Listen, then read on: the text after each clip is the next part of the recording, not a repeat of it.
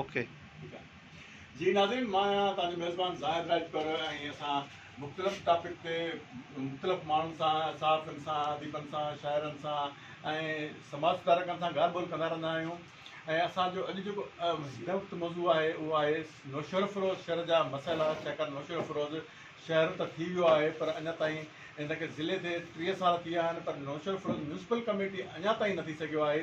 ऐं उनजा कहिड़ा कहिड़ा ॿिया बुनियादी मसइला आहिनि, पीअण जो पाणी आहे, पर खोड़ सारा मसइला आहिनि, उन ते पाण ॻाल्हि ॿोल कंदासीं। उन सिलसिले में असांजो सीनियर सहाफ़ी आहे सादी परगणे जो राणा शेर मोहम्मद, सिंध TV न्यूज़ जो ज़िले रिपोर्टर बि आहे, समाज सुधारक बि आहे ऐं मुख़्तलिफ़ सरगर्मियुनि में माना जेकी समाज लाइ बहितरी आणनि थियूं उन्हनि में बि तमामु घणो एक्टिव रहे थो। पाण उन सां थोरी ॻाल्हि ॿोल कंदासीं त शहर जा अहम मसइला कहिड़ा कहिड़ा आहिनि ऐं आख़िरकार उहे हल छो न थी सघनि। जी राम साहिब, तव्हां अक्सर शहर में अचो था, जिला अचिजे थो त रुॻी घिटियूं गंद सां भरियल नज़र अचनि थियूं, गंदो पाणी बीठो आहे ऐं जॾहिं मसइला जा अंबार आहिनि, मसइला आख़िरकार छो नथा आख़िरकार हल थियनि, इहे सबब कहिड़ा आहिनि हिन जा?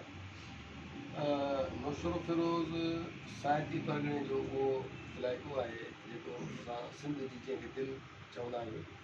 ऐं नौशहर फ़िरोज़ सां वेसा घाती हिकिड़े ॾींहं जी नाहे, या मुसलसल केतिरे अरसे खां केतिरनि सालनि खां हिन जो जेकॾहिं असां तज़ियो कंदासीं त 1912 में नवाब शाह ज़िलो ठहियो हो ऐं 1912 में नौशहर फ़िरोज़ टाउन कमेटी आहे।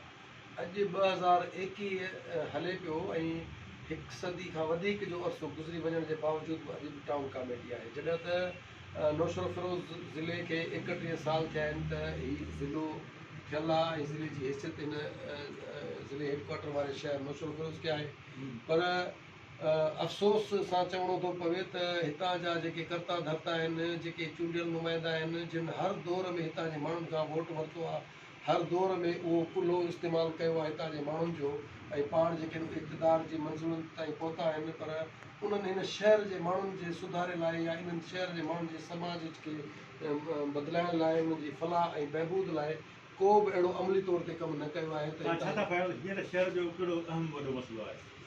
मां सम्झां थो त नौशहर फ़िरोज़ में जेके मसइला आहिनि उहो हिकिड़ो मसइलो न आहे।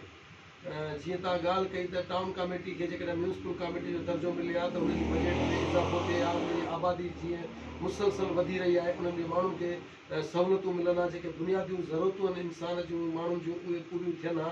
पर हिन शहर खे अञा बि नज़रअंदाज़ कयो वियो आहे ऐं हर दौर में नज़रअंदाज़ थियो आहे, चाहे उहे सियासी घराना जेके आहिनि उहे जतोई ख़ानदान हुजे या पीपुल्स पार्टी हुजे। ॿिन्ही पासनि खां जेकॾहिं ॾिसिजे थो त नौशहर फ़िरोज़ जा माण्हू सम्झो त निधणका रहिया आहिनि। ऐं हिते शहर में जेके 8 वार्ड आहिनि ऐं 8 वार्ड सां गॾोगॾु हींअर असां सम्झूं था त हिनखे म्यूनिसिपल कमेटी जो दर्जो मिलणु खपंदो हो, पर जीअं केक जा टुकड़ा विराए खाइबा आहिनि, इन करे हिन शहर जे अधु हिसे खे यूनियन काउंसिल पूरसन में ऐं हिकु हिसे खे यूनियन काउंसिल जेको आहे पूरसन सां गॾु सरल जेको आहे नई ठाही वई आहे। हींअर ॻाल्हि कई त आबादी माना आबादी तमामु घणी वधी आहे, पर हाणे हिकिड़ो ॾाढो सुठो फ़ैसिलो बि आयो आहे त जेके नयूं आबादियूं थियूं पियूं, बिल्डर माफ़िया जेका एक्टिव हुई, जेके कॉलोनियूं ठाहिनि पिया रिहायशी कॉलोनियूं, उनमें सहूलियतूं न हुयूं। डिप्टी कमिश्नर जेको लेटर कढियो आहे त जेके कॉलोनी जेका बि ठहे थी उनजी बुनियादी सहूलियत फराहम कयूं आहिनि। तव्हां कीअं था ॾिसो सॼे शहर में घणियूं आबादियूं क़िस्म जूं हूंदियूं जेके शहर वधियूं हुअनि ऐं सहूलियतूं ते न आहिनि? मां इहा ॻाल्हि बिल्कुलु इन खे अञा मां कंटिन्यू कई के तव्हां जेको सुवालु कयो आहे त बिल्कुलु इहे जेके नयूं नयूं आबादियूं ठहनि पियूं, नयूं नयूं सोसाइटियूं ठहनि पियूं, बिल्डर माफ़िया जेका सरगर्म आहे त जेके ज़रई ज़मीनूं आहिनि उन्हनि खे जेको आहे प्लाटिंग में बदिलाइण बदिरां उनखे जेको आहे नक्शो ठहिराइण बदिरां उन्हनि सिर्फ़ु पैसा मेड़ण जो हिकिड़ो ज़रियो ठाहियो आहे त नक्शा बि ठाहिराइजनि। छाकाणि त माण्हू जेके आहिनि उहे हींअर गुथियल आबादी वारे हिन शहर में परेशानीअ वारी हालत में रहनि था, जो आबादी तमामु घणी तेज़ी सां वधी रही आहे। हिकिड़े घर में 10 घर थी विया त माण्हुनि खे नई जेका आहे आबादी ॾांहुं वञिणो थो पए। ऐं पर जेके प्लाटिंग थिए पई या जेके नई नयूं स्कीमूं हलनि पियूं त डिप्टी कमिश्नर जो इहो अमल त सुठो आहे त उनखे जेको आहे उन गैर क़ानूनी करार ॾिनो आहे त हिनखे कन्वर्ट कराए वञे ज़रई ज़मीन खे जेको आहे उहो प्लाटनि वारी हुन में नक्शे जे मुताबिक़। पर डिप्टी कमिश्नर खे बि घुरिजे त उन्हनि खे सिर्फ़ु बंदि न कराए, उन्हनि जे लाइ सहूलियतूं पैदा करण जे लाइ उनखे अमल नथो थिए।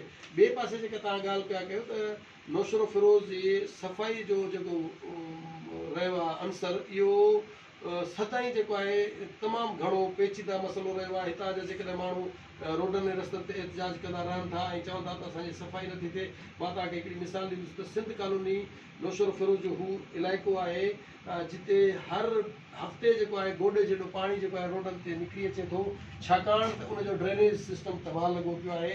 करोड़नि जी बजट अचे थी पर माण्हुनि खे सहूलियत ॾियण जे लाइ इंतिज़ामिया को बि अहिड़ो क़दम नथी खणे। ॿियो मिठियाणी रोड जेको आहे करोड़ रुपयनि जी लाॻत सां तमामु तयारु थियो आहे ऐं उतां माण्हुनि जी अच वञ जेका आहे हज़ारनि जी तइदाद में डेली जेके आहिनि उहे माण्हू अचनि वञनि था, ऑफिसर बि अचनि था। पर अफ़सोस सां इहो थो चवणो पए त जेकॾहिं टाउन कमेटी खे माण्हू दावूं ॾियनि था त हीअ जेको आहे असांजी सफ़ाई नथी थिए, रोड ते पाणी बीठा त हू था चवनि पब्लिक हेल्थ वारनि खे चओ। जे पब्लिक हेल्थ वारनि खे चइजे थो त हू त भाउ असांजो हथ ई न आहे, टाउन कमेटी वारनि खे चओ। वरी जेकॾहिं माण्हू रोडनि ऐं रस्तनि ते हदुनि जो तकरार थो थी वञे, वरी जेकॾहिं एहतिजाज माण्हू कनि था त पोइ वरी थोरे हिकु या ॿिनि ॾींहंनि जे लाइ उन्हनि खे वीचारनि खे रिलीफ मिले थो त डिप्टी कमिश्नर या को अहिड़ो अमलदार जेको आहे एक्शन वठे थो ऐं 2 या 4 ॾींहंनि जे लाइ हुते सफ़ाई थी वञे थी। अच्छा, सॼी हिन अस्पताल में छा पियो ज़िम्मेवार केरु आहे आख़िरकार? मुंहिंजी जेका सम्झ मुताबिक़ ज़िम्मेवार सभिनी खां वॾे में वॾी जेका आहे असां पाण अवाम आहियूं। छाकाणि त असां जॾहिं वोट ॾियूं था ऐं जॾहिं असां माण्हुनि खे चूंडियूं था त इहो सोचूं ई कोन था त हीअ सुभाणे असां सां वेसा घाती कंदा या न कंदा, या असांजा जेके बुनियादी मसइला आहिनि उन्हनि खे हल कराइण जे लाइ अमली तौर ते कमु कंदा। इन जे दिमाग़ में उहा असांजे सहूलियतुनि लाइ ॿियो ज़िम्मेवार जेको आहे मां इंतिज़ामिया खे उहे पीअण जो साफ़ पाणी, अगरि इंसान लाइ बुनियादी तौर ते साफ़ पाणी अहम आहे, उहो पाण विसारियूं था त शहर जो सॼो पाणी ख़राबु लॻो पियो आहे। इहा ई ॻाल्हि मां कयां थो त बुनियादी ज़रूरतुनि में इहा ॻाल्हि शामिल आहे त पाणी जेको आहे इंसान जे जियापे जे लाइ तमामु घणो ज़रूरी आहे ऐं ज़िंदगी जेका आहे उहा चवंदा आहिनि त पाणी ज़िंदगी आहे। ऐं जेकॾहिं असांखे उहो पाणी साफ़ पीअण जे लाइ न मिलंदो त केतिरियूं बीमारियूं जेको आहे उहो जनम वरितो आहे। इस्पतालूं तव्हांखे सथियल नज़र ईंदियूं, भरियल नज़र ईंदियूं ऐं उन्हनि जा जेके डॉक्टरनि जा जेके तरक़ीअ जो जेको दारोमदार आहे, चवंदा आहिनि त दिन दुगनी राति चौगनी तरक़ी करे रहिया आहिनि ऐं करोड़पति अरबपति थी विया आहिनि, छाकाणि त बीमारियूं तमामु घणियूं आहिनि। माण्हू जेके आहिनि परेशान आहिनि।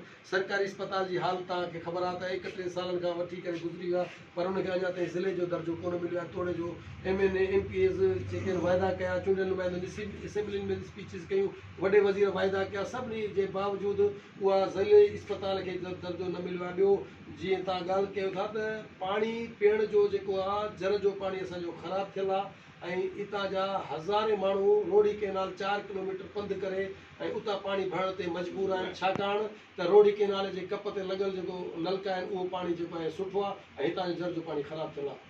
महिरबानी राणा शेरमाल, अॼु असां जेको नौशर फिरोज़ जे मसइलनि ते ॻाल्हि ॿोल कई। नौशर फिरोज़ शहर में मसइलनि जा अंबार आहिनि, पीअण जो साफ़ु पाणी न आहे, हिनमें जेको ज़हरीलो पाणी थी वियो आहे, DTS जो जेको मिक़दारु आहे उहो इंसानी सिहत लाइ इंतिहाई हानिकार थी वियो आहे। शहर में सफ़ाई सुथराई न आहे।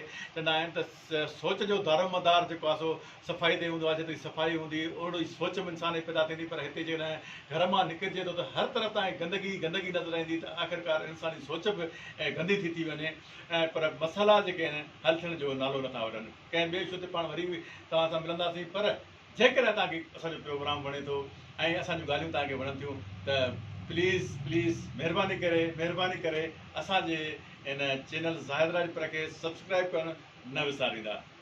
ॿिए कंहिं प्रोग्राम में ॿिए कंहिं शइ सां गॾु पंहिंजे मेज़बान खे ॾींदा इजाज़त। अल्लाह भाई।